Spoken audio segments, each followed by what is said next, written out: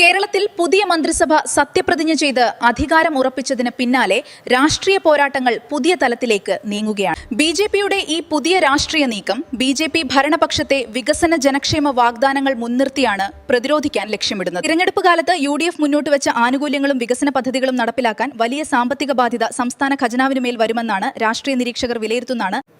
മുൻ മുഖ്യമന്ത്രി പിണറായി വിജയന്റെ ആഡംബര കറുത്ത കാറുകൾ ഒഴിവാക്കി VD സതീശൻ ലാളിത്യം പ്രകടിപ്പിക്കുന്നുണ്ടെങ്കിലും അതുകൊണ്ട് മാത്രം സംസ്ഥാനത്തിന്റെ സാമ്പത്തിക പ്രതിസന്ധി മാറില്ലെന്ന് BJP ഓർമ്മിപ്പിക്കുന്നു.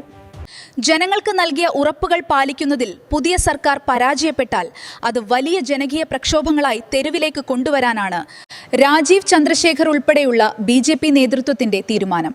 മോദിയെ ഭയന്നാണ് വിജയ് കേരളത്തിൽ VD സതീശന്റെ സത്യപ്രതിജ്ഞ ചടങ്ങിൽ നിന്ന് വിട്ടുനിഞ്ഞതെന്ന് DMK.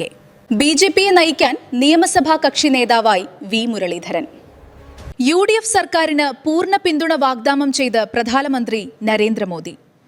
കൂടുതൽ വാർത്തകൾ ലഭിക്കാൻ ഭാരതീയം ചാനൽ സബ്സ്ക്രൈബ് ചെയ്യും.